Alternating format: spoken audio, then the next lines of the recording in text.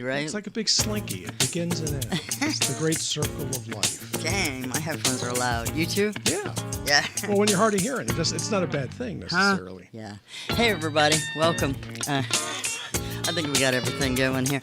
All right, we got the text line open at 23680. You just sent me the weirdest thing. Dr. David Klein in the house. Melissa Fox, how are you? Yeah. One of the hardest working people in radio and the hardest working people in medicine.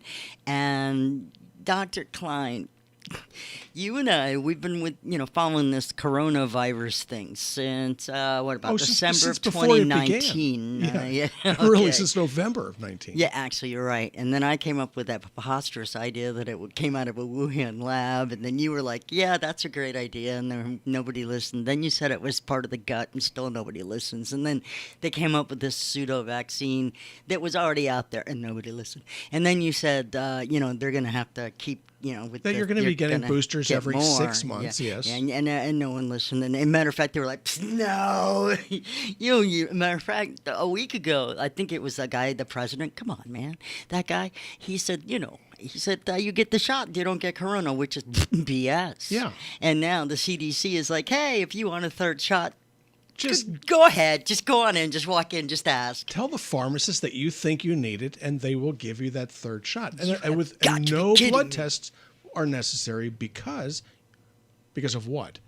So, what I really wanted to chat about, okay, was just an observation. So I've been a practicing physician in one capacity or another for 42 years. Okay. Now, I have never seen such a profound lack of leadership from government as it pertains to a lot of different things, whether it's the DOD and Afghanistan. We just turned over Afghanistan to today the Taliban that now owns the country. Right. He ran away. According to Biden, that would never happen. Oh yes, just a few weeks ago. He said, that's not going to happen. No, it just happened today. Well, yeah. Well, But Friday something else was happened today, which is kind of interesting. The CDC thing. The CDC, yeah, the CDC, the place that is with the pride of United States medicine, decided, that you should be able to get the third vaccine. Something we've been promoting that since before they were actually put out the first vaccines, but only if you really think you want it. Now, let me understand this right. So it doesn't really matter how old you are necessarily, as long as you're over 12, because if you're 11 years old and 11 months, your immune system can't handle that shot. You realize that, right? So you have to be exactly 12 years of age or better to be eligible for it. Yeah, and you can get the 2 shots. You can get COVID and the 2 shots, and it doesn't really matter. But if you think that you are immunocompromised, and you don't have to prove it, you don't even have to necessarily know it. It can be a bold-faced lie. You can walk into a pharmacy now and say, I think I need that shot. And they're supposed to kind of give it to you. Now, is there any other place in medicine where you can do that or should do that? The answer is no. Ooh, Mr. Carter, I got a question. There we go. But did they approve it, or is it still on the emergency It's still an use? EUA. Well, then why would they say go ahead and get a third one if they haven't? Because they have been devoid of any intelligent leadership for at least the past 2 years. Okay, well, the whole thing with the masks is where I start. All right, right out of the gate when they start saying the masks and you had to wear them, and then they went from the N95, which is an actual good filter mask, to wear this little Kleenex Something that looks like a coffee diaper. filter diaper over your it's a face. Diaper. Do you remember back a year and a half ago, we were talking about the masks? Mm-hmm. Now, when I was in general surgery, we wore cloth masks. The reason for the cloth mask wasn't to protect the surgeon or the nurses or the anesthesia team or any of that. It was to keep you from spitting in the wound. Yeah. Okay, that was really what it was all about, because you're leaning down, you could spit in the wound, and that would be a real problem. Could be a real problem, and would have been a real problem. So we're supposed to wear masks. And what I said was, these virus particles are very, very small. And you stand about as much chance of catching a virus particle with a cloth mask as you do throwing a dart through a tennis net and catching it. Okay? They pass right through, right. Very much like a cool breeze through a screen door. And so, the N91s But how long are they protective for? And the answer is about an hour. Right. And then 1 hour, N95, and you have to change them. then Then 95. Yeah, they have to be take changed. the filter out and clean it around. They've got to be changed. They've got to take them out, change them, and or throw them away. So we don't have enough of that. Didn't really work anyway. Nobody paid very much attention to the food supply, which is where most of the people got sick anyway. Again, right. Okay, you I mean, look back at we've it. proven it over and over. We said again. it was going to happen. The nursing homes, even We talked about the DeSantis. sewage treatment.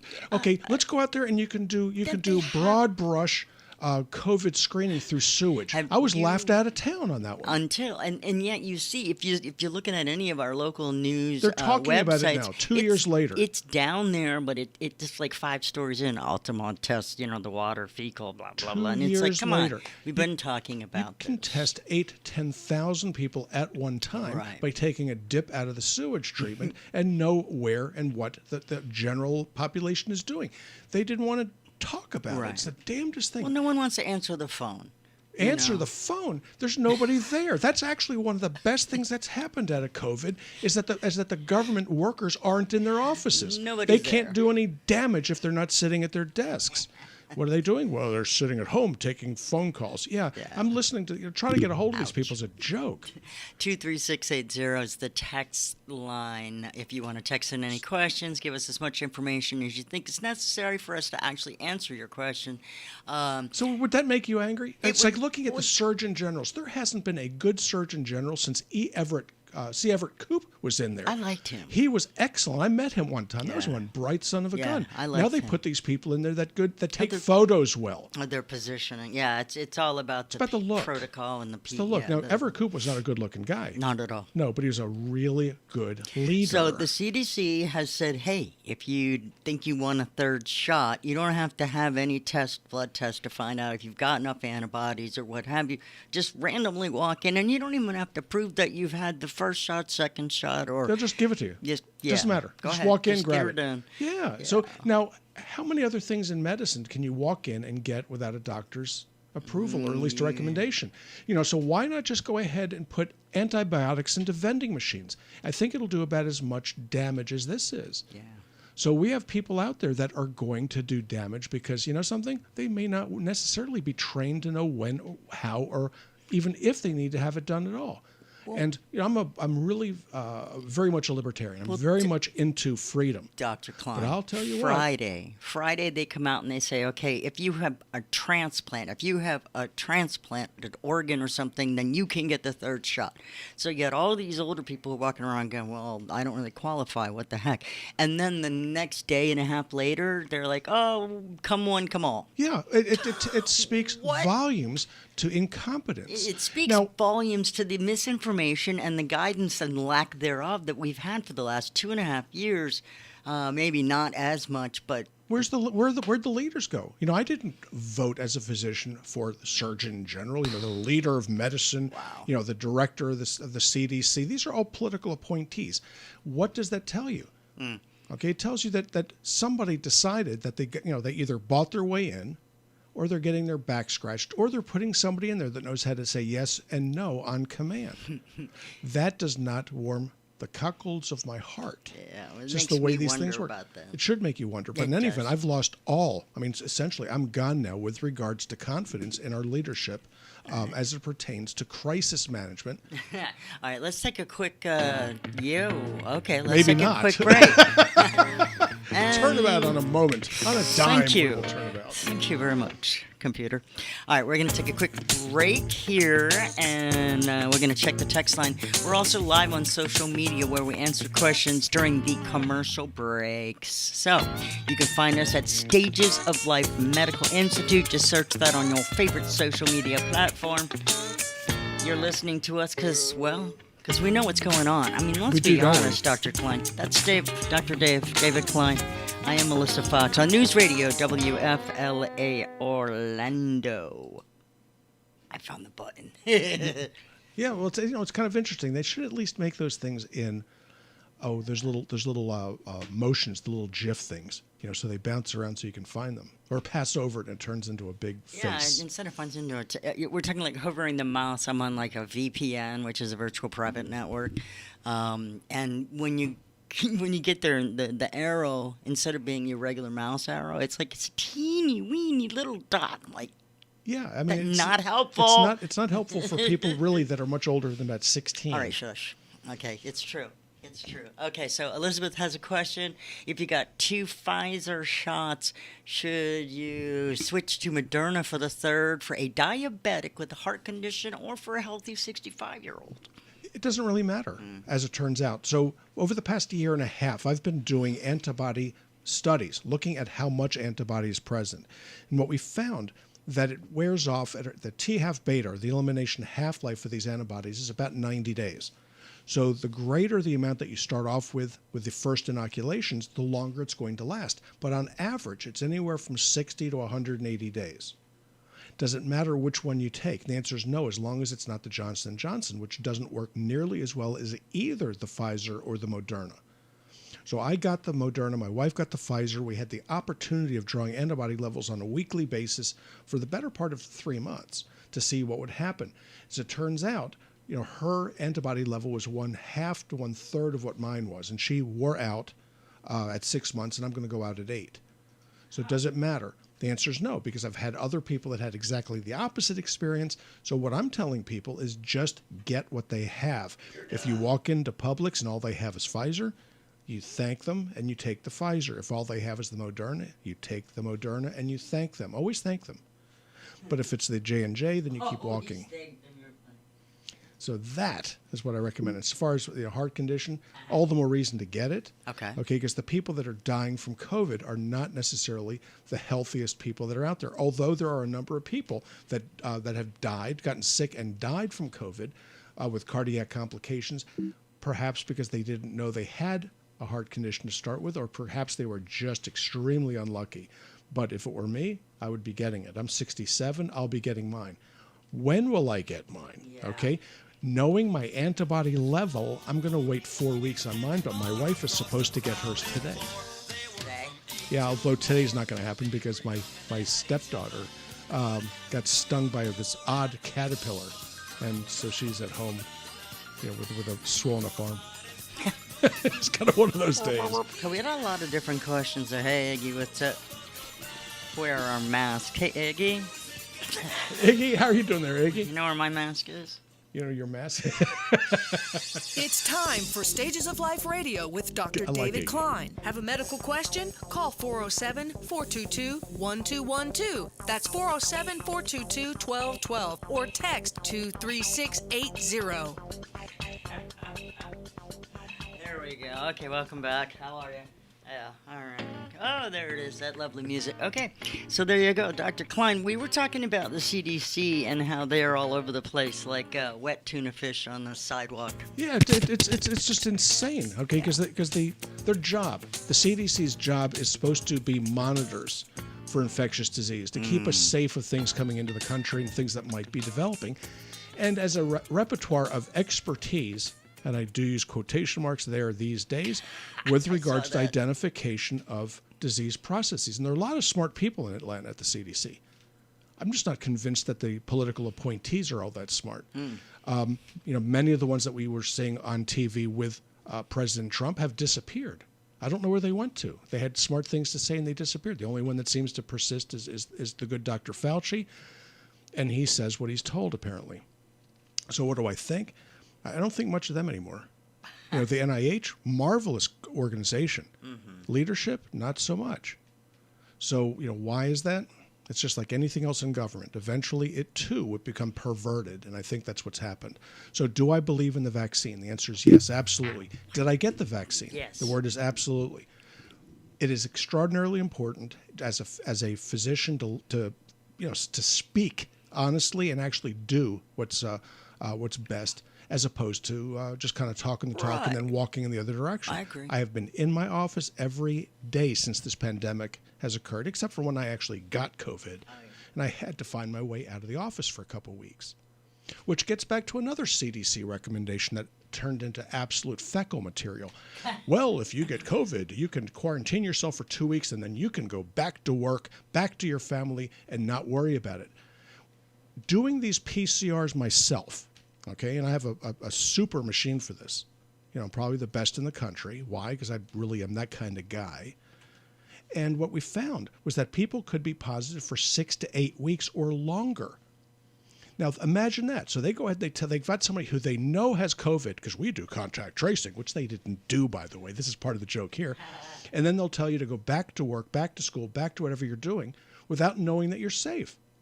Now, how much sense does that make? Especially when you really don't know what the natural history of this disease is going to be. So you can actually be positive with regards to an infectivity for 6 to 8 weeks. My lovely wife, was sick and contagious for a 3.5-week period. I went negative at 2 weeks, went back to work. She stayed at home for another week and a half. That's the way these things go. But no, you don't need to go get another PCR and find out whether the people around you are safe or not. Why don't you go visit grandma in the nursing home and see how it works out? So what do I think? I think that common sense is really in very, very short supply these days.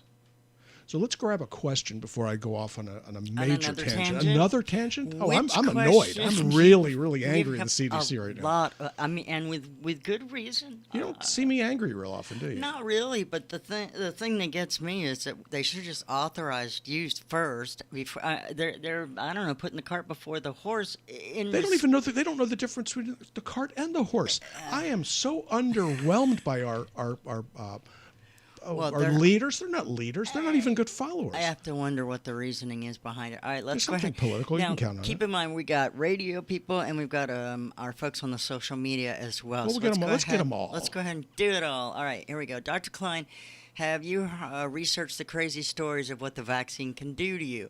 There's an ICU nurse who had a video on Instagram, and she said the CDC is lying to us. What they're lying to us about, I don't know. Yeah, well, okay, you can count on the fact that they're lying to us. But what I will tell you about medical professionals that go on Instagram, okay? For starters, you're watching your Instagram account. You don't even know that she's a nurse. Yeah. You don't know that she's the intensive care unit or ever has been. More so is just because you're a technical nurse or technician in an intensive care unit doesn't necessarily make you a scientist. You didn't even necessarily have to take biochemistry or immunology or infectious disease. You didn't have to take anything. So what you can find out from these individuals, and I do because I happen to be close to a couple of them, is that you can find out what the census looks like. Who is in there? How many percent? What percentage of this, that, or the other, from their perspective, have this, that, or the other? And they're not given the real information anyway. Now, the feds have the information. Why? Because every patient that comes down with a COVID positivity, that's a test that's positive, gets reported directly to the CDC. How would I know that? Because I have 2 laboratories and I have to do that. You have 24 hours to report those data. So they have the data. Whether they're sharing the data or not, I don't know. So 4 or 5 days ago, I can't remember exactly which because just that's the way I am these days, right. Our positivity rate in Jacksonville was 18%. That's the highest it has ever been. If that doesn't sober you up, it should. So what does this mean? It means that the people that were sick 6 months ago are getting sick again. The individuals that got the inoculation 6 months ago, 5 months ago, even 4 months ago are getting sick. But the ones that are ending up in the intensive care unit, that means like 95 to 97% are unvaccinated individuals. Now, the hospitals are filling up with people with COVID. But the intensive care units, what you're worrying about, they're the ones that tend to walk out or get dragged out in boxes. So what do I think? With regards to all the things the vaccine can do for you, the one that really jumps to my mind is save your life. After that, rare issues are rare issues. Many of these things have been debunked over and over and over again, and yet we have people that go on Instagram, which, by the way, is a free platform, and the information you get is worth every bit of that. Exactly. Okay, well, you can end up autistic.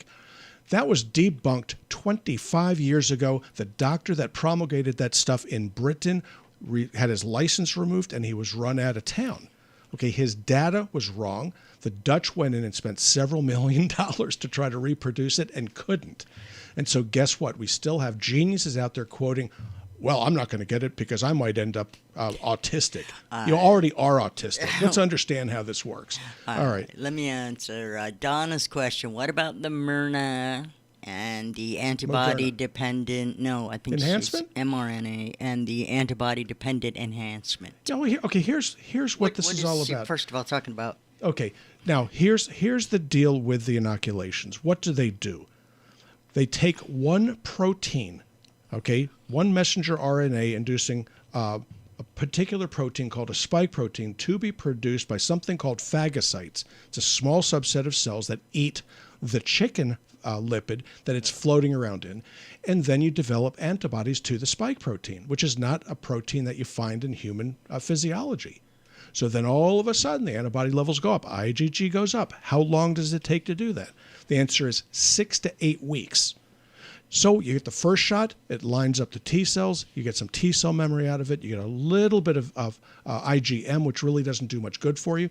And then the second shot, you see the IgG go up, and it's about 6 to 8 weeks after the first injection. If you get COVID, that gets you the equivalent of the first shot, but not as well as the first shot does. Gotcha. And when you get the virus, you don't end up with the same immune response as if you got the shot. This is why a lot of people end up in the intensive care unit, because they're not developing a satisfactory antibody response to it. Okay, so Donna is continuing on with cytotoxic, pathogenic, lipid protein damaging cells and being deposited into organs, followed by 15 people tested positive in Orange County on Monday. 7 were fully Isn't that vaccinated. funny? Because I was talking with the director of medical services for Orange County about 2 weeks ago, and guess what? This is coming a big surprise to them too. No, so a lot of the stuff that you're looking at is utter and absolute nonsense. Sorry, Donna. Talk to the people, and no, sorry, that is utter and absolute nonsense. Get the vaccine.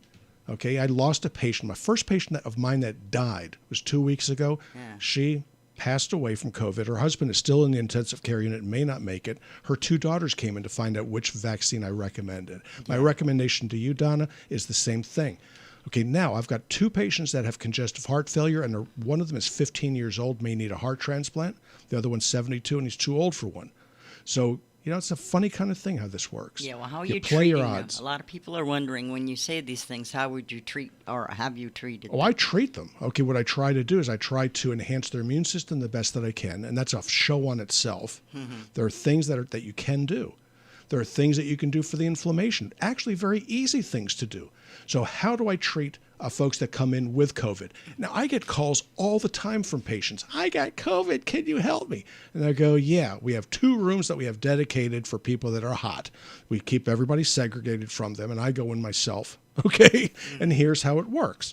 We start people on oral immunoglobulins. It's called lactoferrin-containing colostrum. This is the way it's done in nature. This is the way when you were breastfed as a child, this is how you got the coronavirus antibodies. We do that. We had a few other things that we'll talk about after the turn here, and hopefully we'll save a life or 2 if we can. Yeah, it shouldn't be If too it long. doesn't take too long. No, we'll take a hot minute break here. That's what I like to call it. 'Cause it won't. By the time you turn around, be like, oh dang, they back. And it's true. For more information, stagesoflifemedicalinstitute.com. That's your best bet. You start there, and then you can go to the Stages of Life vitamin store, the radio, all the information at your fingertips. Trust me. Lose the link to WebMD, all right? And go ahead and hook up with stagesoflifemedicalinstitute.com. Be right back. You got a lot of questions. I from love the it. internet. Cytotoxic pathogenic lipoprotein. Yeah. Yeah. Okay. Yeah. Wow, Donna, that was pretty impressive. Yeah. Yeah. Except that we do some pretty substantial lab testing on my patients on a routine every 90-day basis. We don't see it. We don't see it. Sorry. The CRPs don't go up. Homocysteine levels don't go up. No, I've had a lot of people that have also... C-reactive proteins don't go up. None of that stuff. A lot of people asking questions about, if you didn't get the vaccine, wouldn't you have natural antibodies already for COVID? No, not unless you had COVID, right? No, even if you had COVID, it only lasts for 90 to 180 days. It's a common cold virus. Right. But now, how often... if you're let's say you're an elementary school teacher, okay, you have a good observation there for cold viruses.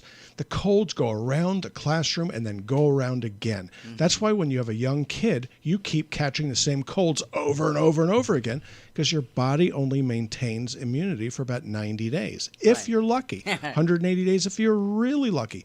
But coronavirus is a cold virus.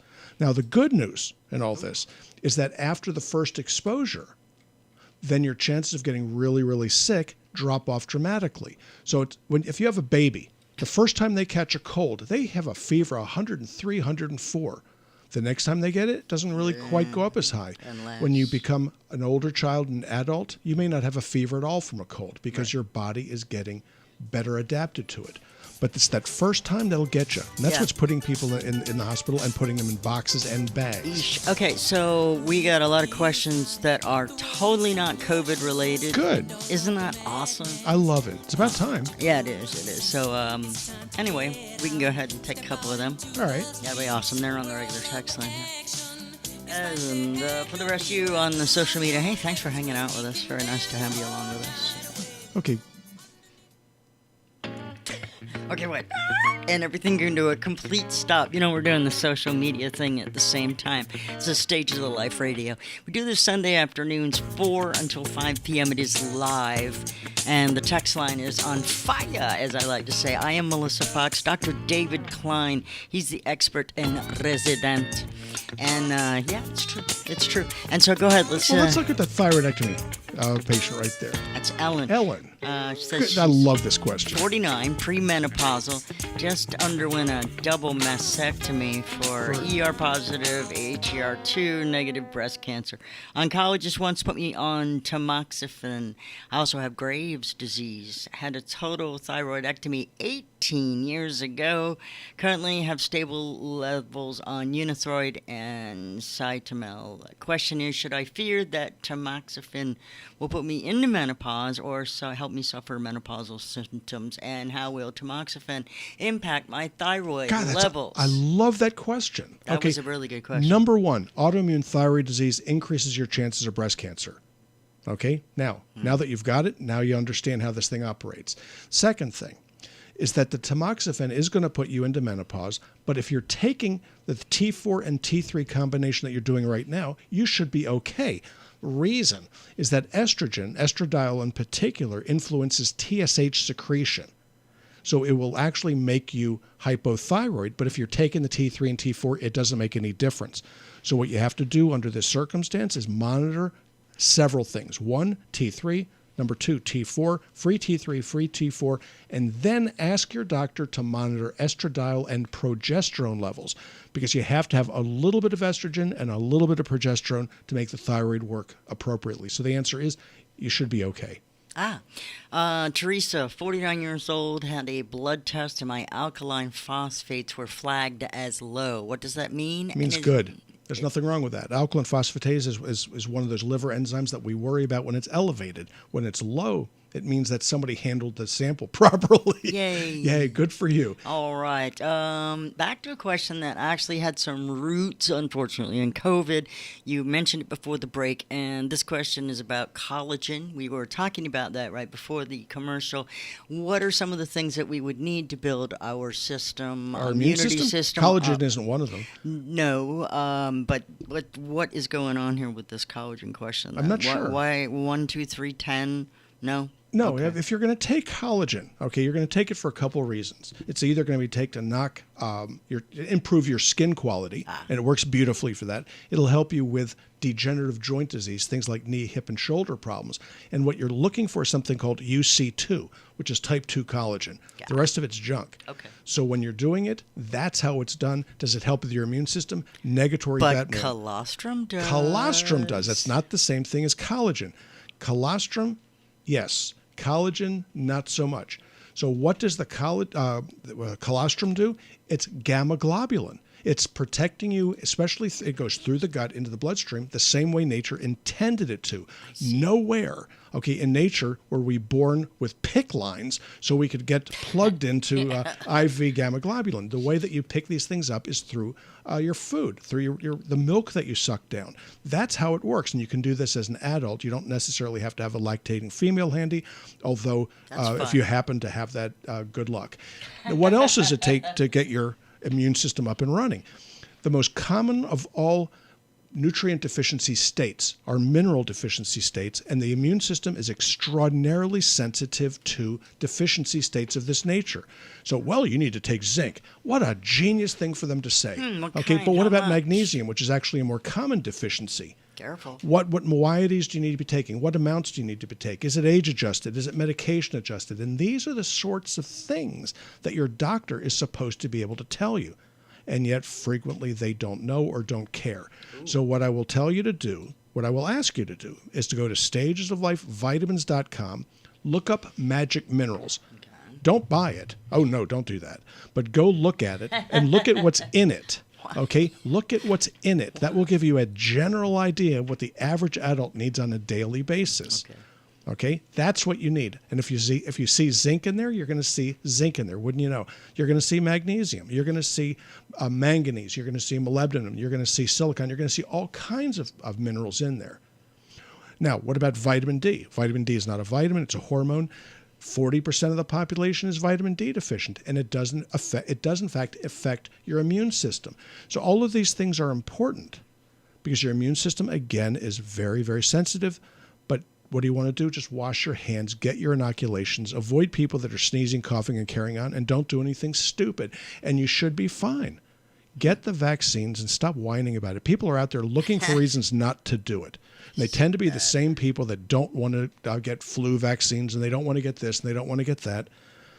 But understand that history is something that isn't really taught so much in schools anymore. If you don't understand your history, you are damned to repeat the errors of the past. Now, what was it that kept people from living past the age of 40? Okay, up until the 1920s, 1930s. That's called infectious disease. People died of infectious disease. So what was it that kept us from dying? Antibiotics.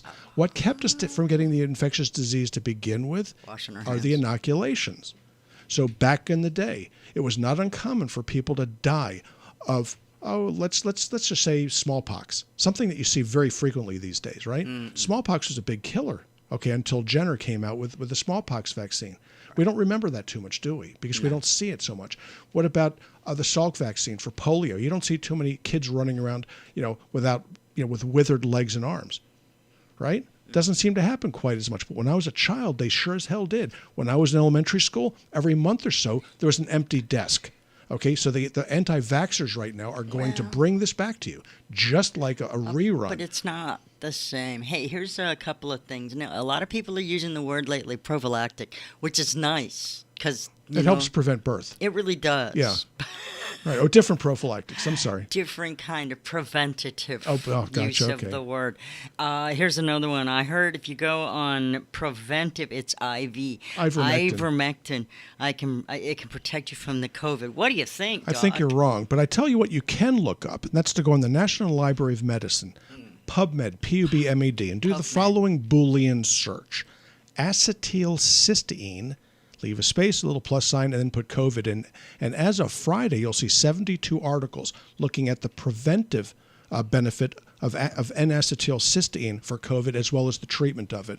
There's no downside to using NAC. It helps clean out things like gallbladder, sinuses. It's helpful for pancreatitis, hepatitis, and wouldn't you know it, it's cheap. Ivermectin isn't going to put hair in your chest. It's not going to make you healthier. Okay, Daryl's got a question. What's the conventional, not your standard of care for a person who has mild COVID symptoms? Oh, Get good. tested one day, positive day two. Is there a standard of care different whether you're vaccinated or on?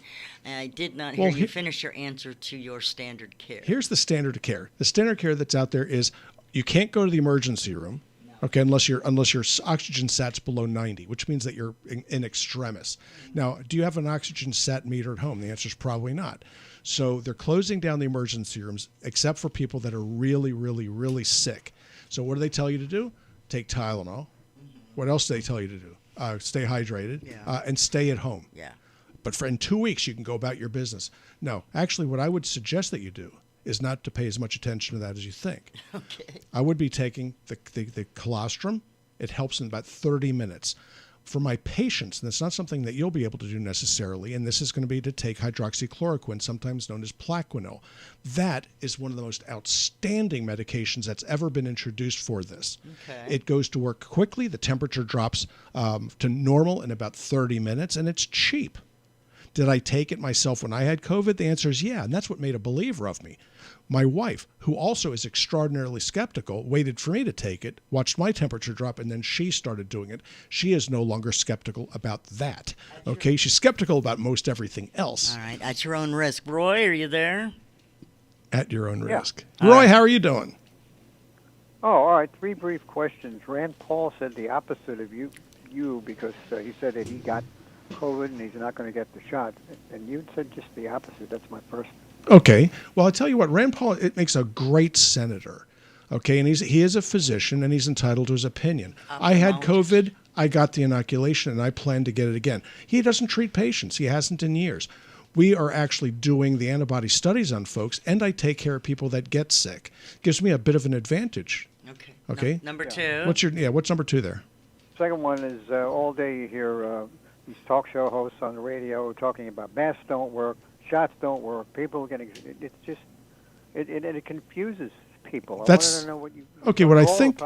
Okay, what I think is this: the whole idea for this is to induce fear, and they're doing a brilliant job at it. Yeah. Okay, get people divided, get them angry with each other, and then they can control you. This is about control. This is not about public health.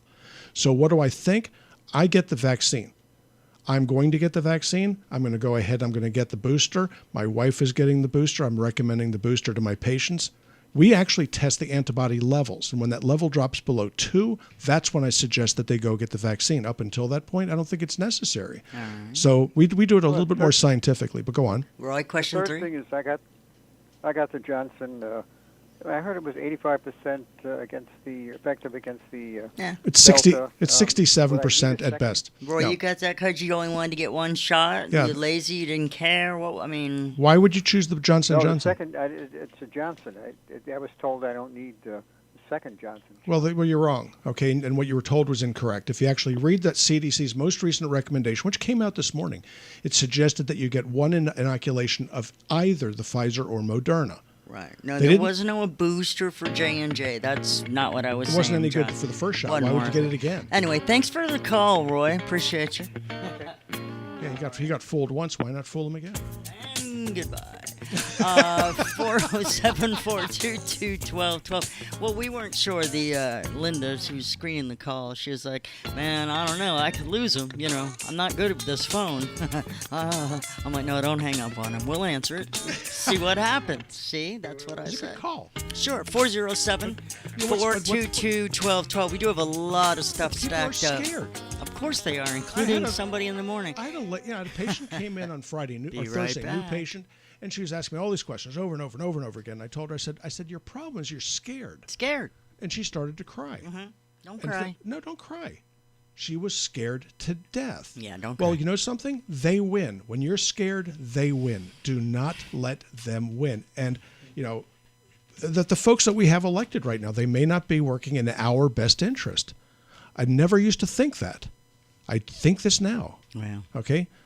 Let's really see, worries got me. a lot here on this one. What do we got? Sarah said having the J&J and AstraZeneca vaccines actually been found longer lasting in Israel. No. It's the same vaccine. What they do in Britain and in Israel is they test people differently than we do here. Star has an addiction to you. It's severe after meeting you in Cancun. Can't stop watching. Well, she was nice. I met her in a tapas bar, actually. Not a topless, but a tapas, T-A-P-P-A-S. Yeah. And so, what we did is we were having wine, and this tapas is marvelous. You better hang on. I have to fix this right now.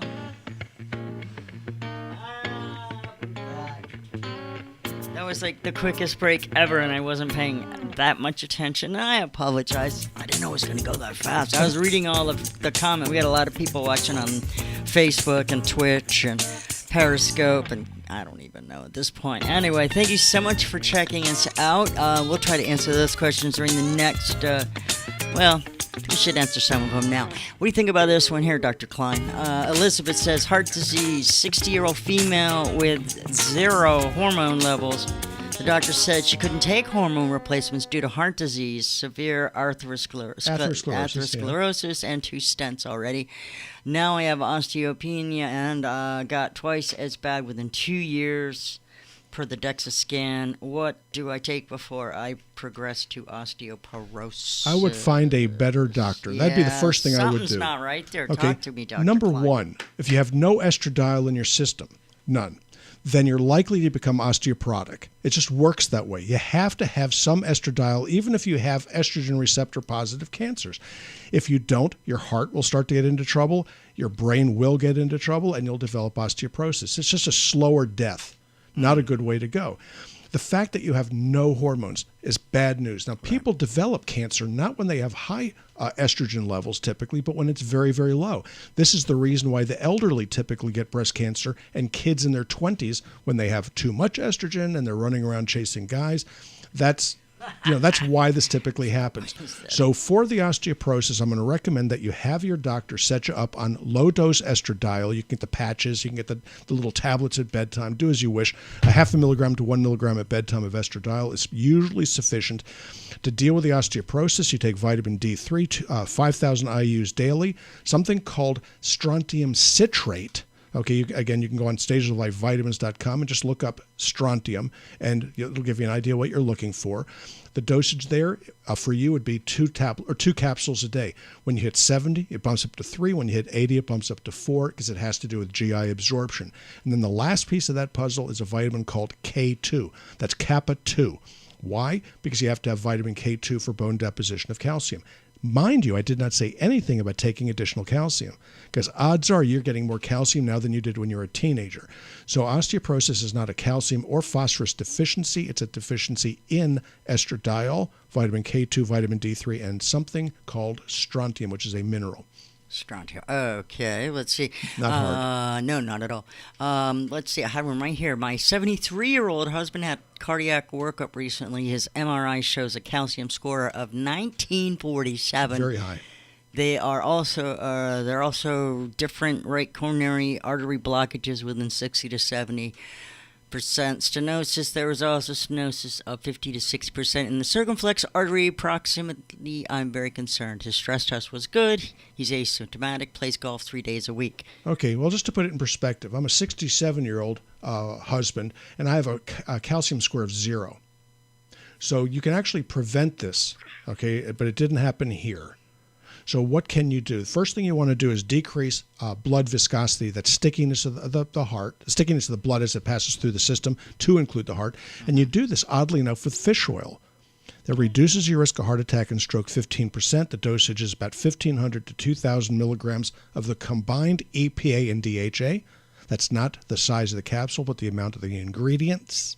Okay, and then to that, you add high-dose folic acid. That's 5,000 micrograms of folic acid. That's the only thing ever been shown to reverse plaquing of the arteries. That is how you do it. Okay, is it doable? The answer is yes. You are concerned. I would be concerned. Let him play his golf. Just make sure it's not on a very, very hot day like it is today. Way too stressful, even if you didn't have heart disease. Okay, let's see. There was another one here I wanted to get to. Love the new camera view of the studio. Yeah, thank you. I appreciate something that. different. Yeah, right. Hearing about increasing cases of syncytial. It's respiratory syncytial virus, or RSV. Nothing new about that. Anybody that has young kids knows that RSV can be a real bummer. Okay, children get it. They get really, really sick, and then they get better typically. Sometimes not, but most of the time they do. The problem with RSV is that it's very easily confused with COVID. And in the middle of a COVID pandemic, everybody has COVID until proven otherwise. That's what the real beauty in the PCR. Now, the problem is now you got a screaming kid. Doing a PCR in a screaming kid is sometimes a problem. So what they do instead is the rapid test. That's a problem. Okay, why? Because there's a trade-off with the PCR and doing the rapid test, the antigen test. And the antigen test has a sensitivity that's 160 times less than the PCR, which means you can be sick and not pick it up. And that's a problem. That's what happened to President Trump. They relied on the Sophia machine. It was negative with a LOD of 3,200 particles, as I recall. 3,200 particles on the Sophia machine. Our PCR has an LOD of 20. So guess what? If you don't know that you're sick, you don't know that you're contagious, who do you think gets hurt by that? It's called the people around you. All right. Donna says her TSH is high, T4 is high, low, but in range. T3 would be TX. You have to look at a couple things. Yeah. Okay, when you see an elevated TSH, you need to know what the thyroid binding globulin looks like as well. So to find that, you look for the free T3 and the free T4. Then all of a sudden you have a complete picture. Last thing that you need to look at are the antibodies, because if you have let's say you're hot with the antibodies, either thyroid peroxidase antibody or antithyroid globulin, very frequently you'll see an elevation in TSH, and it may not mean anything if the other two are in range. So you have to know a little bit more. Third thing is cortisol level needs to be determined. Wickedly important under these circumstances. And the last one, and Donna, I don't know enough about your age, but sometimes you'll see this with parathyroid disease. So if your parathyroids are whacked, you can see a TSH issue and it may not be a problem at all. The way you sort through that easily is with a thyroid ultrasound, which is something you're going to want to get anyway because you know you have thyroid disease, but you have to look at the parathyroid glands. I run PTHs routinely on these patients. In fact, I run them routinely on everybody over the age of 65 because it's shocking what you pick up. Elevations in PTH can cause you to ache all over. Sometimes they call it fibromyalgia. Wouldn't you know, it's a treatable cause of fibromyalgia. It can cause dementia. Treatable cause of dementia, and it can cause this picture as well. What else we got? What is estrogen dominance, and does it cause cancer or diabetes? Good question. Damn it, we're getting some good ones. Sarah. Estrogen dominance has to do with the ratio between estradiol and progesterone levels. So when you're looking at these things, you need to know pretty much what the age is. But generally speaking, the ratio should be about 240 to 1 if you're looking at estradiol. If you're looking at total estrogens, it's 80 to 1. Otherwise, you can start getting really, really bitchy. Does it cause cancer? You have to have very high estradiol levels to cause cancer, and it's usually one subset of the estradiol that does it. Does it cause diabetes? The answer is no. All right, here's one that came out real quick here. Abbott's antigen at-home self-test and Quiddel's Quick View home test. Both recommend doing a second test. Yeah, because they're garbage. And in 24 to 36 hours after the first. I'd rather test myself again using the second test a week or two later because I'm cheap and I don't see the logic. Okay, I'll tell you, if you want to go cheap. What is up with that? That's like rinse, repeat with your hair. Yeah, lather, rinse, repeat. No, if you're stupid enough to do that. The long and short of it is the PCR is free. Yeah. Okay, to everybody except those that have Blue Cross Blue Shield, and you're out of luck. Everybody else can get it for free. Why not do the PCR, which is the gold standard of this? Know what you've got rather than getting something done in a halfway kind of a deal. So, but if you have Blue Cross, well, then you're done. Sorry. Follow-up question: If I have a PCR test done in your office, will I know the result in 48 hours? Okay, you'll know it within 8 to 24 hours. Okay. So if you get in my office before 11 a.m., we then ship, because we have a courier that picks it up. Right. They take it to the Jacksonville office, which is where the Mac Daddy sits, and we run it usually by 3 o'clock in the afternoon. If we're overwhelmed with samples, which seems to be happening more recently, we'll get it by 10 o'clock that night. Okay. So it's really more like 12 hours, but we promise it at 24. And the reason for that is if we have an equivocal sample, we'll rerun it with the next batch. If it's positive, should I quarantine myself for 14 days even though I have no symptoms? The answer is yes, and what I would do would be to redo the PCR at 14 days to see if you're still infectious. My wife was, I was not. There you go. Good stuff there. Excellent. 23680 is the text line, but I don't think we're going to have much more information. Time for any more questions, rather. Yep, there it is. CDC, make up your dang mind. Yeah. I think you need to vote better next time. Yeah. We have the midterms coming up. Let's get these rascals out. Something's up there. Let's unelect all of them and start over. I think an Etch-a-Sketch moment is what we need in Congress. Shake that thing up, get rid of the old, and bring in somebody that's less likely to be Doc has a ton of patience, but if you're looking for more information, go to his website, stagesoflifemedicalinstitute.com. and become a new patient there. It's a lot easier to do that. That's the way you do it. Check us out on the net. Stagesoflifemedicalinstitute.com. Say goodbye. And I hope to see you there. You've been listening to Stages of Life Radio with Dr. David Klein. Check out stagesoflifemedicalinstitute.com or stop by 1917 Booth Circle in Longwood near the intersection of I-4 and 434. Call 407-679-3337. That's 407-679-3337. Dr. Klein accepts many insurances and Medicare too. Join us next Sunday at 4 p.m. on News Radio WFLA Orlando.